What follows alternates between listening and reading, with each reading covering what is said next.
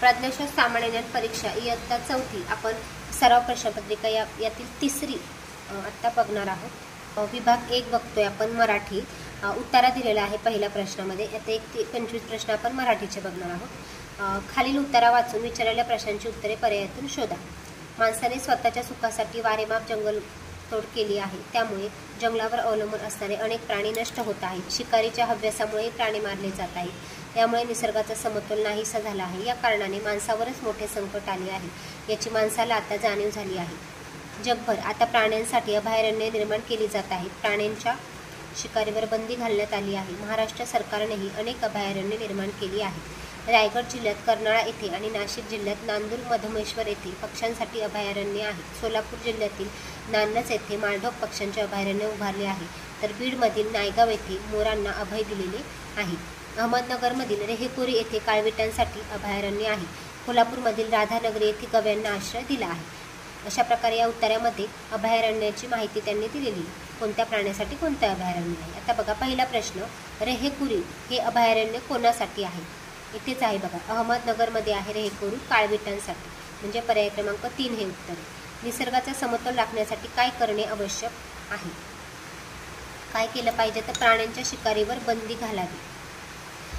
तिसरा चौथा कविता दिलेली आहे, त्यावर प्रश्न आहे बघा। वादळ वारा सुटल्यावर कवी काय करणार आहे?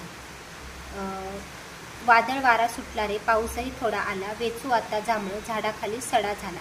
काय करणार आहे तर जांभळं वेचणार आहे, पर्याय क्रमांक 2। आता चौथा प्रश्न, वरील कवितेत कोणाचे वर्णन केले आहे?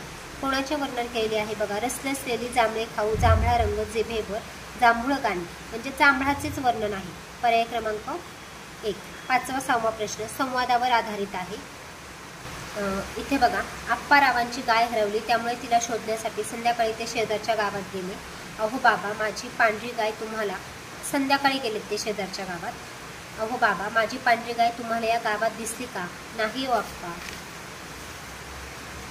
माझी गाय दुपारपासून हरवली आहे, तिला मी शोधत फिरत आहे। अहो आप्पा तुम्ही त्या घरात चंद्रकांत ज्योतिषाकडे जा, तुम्हाला तो मार्ग सांगेल। ज्योतिषी आहेत का घरात? नाही। कोण आहे ते? कुठं गेले? कधी भेटतील ज्योतिषी? असे प्रश्न आप्पाराव करू लागले। घरातून आवाज आला की घरातील पैसे चोरीला गेले, म्हणून तक्रार नोंदवायला पोलीस चौकीवर गेले आहे। 5वा प्रश्न, वरील संवाद केव्हा घडला असता? तर हा संध्याकाळी घडलेला आहे बघा संवाद। ज्योतिष कोठे गेला होता? तर पोलीस चौकीवर तक्रार नोंदवण्यासाठी, कारण त्यांच्या घरी चोरी झालेली होती म्हणून। आता 7 ते 9 रिकाम्या जागी योग्य शब्द निवडून सुसंगत वाक्याचा परिच्छेद तयार करा। 7 प्रमोदची टिमटिम विषयाची परीक्षा चालू होती। गणित विषयाची, विज्ञान, इंग्रजी का इतिहास? तर विज्ञान विषयाची परीक्षा चालू होती, म्हणून गुरुजींनी त्याला टिमटिम परीक्षेसाठी प्रश्न विचारले, प्रात्यक्षिक परीक्षेसाठी प्रश्न विचारले। विज्ञान विषयाच्या परीक्षेसाठी त्याला टिमटिम करायला सांगितले। काय करायला सांगितले तर प्रयोग, पर्याय क्रमांक 4। काकू म्हणाल्या, अहो लोक शेंगा तोडून नेतील, तेव्हा नाही का भांडणार तुम्ही? या वाक्यात किती प्रकारची विरामचिन्हे आलेली आहेत? तर बघा 3 प्रकारची विरामचिन्ह आलेली आहेत। प्रश्नचिन्ह, डबल उद्गारवाचक आणि स्वल्पविराम। देह या अर्थाचा शुद्ध शब्द पर्यायातून शोधा। बघा शरीर येईल इथं। खालील शब्द गटातील एकवचनी शब्दाचा पर्याय क्रमांक शोधा। एकवचनी पाहिजे आपल्याला। तर बघा मिरवणूक, लढाया, वराती, तारखा, एकवचनी मिरवणूक आहे। खालील शब्द गटातील नपुंसकलिंग शब्दाचा पर्याय शोधा। नपुंसकलिंगाचं काय येईल बघा, सीताफळ, ते सीताफळ, ती पपई, ती काकडी, तो आंबा। शेजारील आकृतीत अक्षरांपासून एक वाक्यप्रचार तयार होतो, त्या वाक्यप्रचाराचा योग्य अर्थ पर्यायातून शोधा। आता बघा इथे वाक्यप्रचार तयार करायचा आहे। इथे यातनं तयार होतं पोटात आग पडली, म्हणजे काय त्याचा अर्थ येतो खूप भूक लागली। दुकानदाराने चुकून 50 रुपये मोहनला जास्त दिले, या वाक्याचा काळ ओळखा। भूतकाळ, लीलाला आईने बदामी पेढे दिले, या वाक्यातील विशेषण कोणते येईल तर बदामी, पर्याय क्रमांक 4। हरिण या शब्दाचा समानार्थी शब्द पर्यायातून शोधा। बघा कुंजर, कुरंग, सारंग का मृग? हरिणचं काय येईल? कुंजर।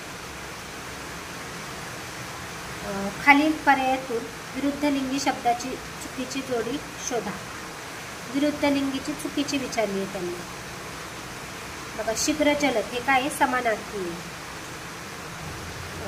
खालील प्रश्न समूहदर्शक शब्दासाठी योग्य शब्द ओळखून त्याचा पर्याय शोधा. पुंजका कोणाचा? तर ताऱ्यांचा पुंजका, पर्याय क्रमांक 4. खालील प्रश्नात योग्य पर्याय निवडून त्याचा पर्याय क्रमांक छायांकित करा. मेंढीच्या पिल्लाला काय म्हणतात? मेंढीचं काय म्हणतो आपण? कोकुल, पर्याय क्रमांक 2. मूळाक्षरांप्रमाणे क्रम लावल्यास खालीलपैकी कोणता शब्द दुसऱ्या क्रमांकावर येतो? तर आपण, दुसऱ्या क्रमांकावर आपण येतो. पहिला येईल आकार, नंतर आपण. पुढचा 22वा प्रश्न. गोविंद बल्लाळ देवल यांनी खालीलपैकी कोणत्या नाटकाची रचना केलेली आहे? तर त्याचं उत्तर आहे शारदा.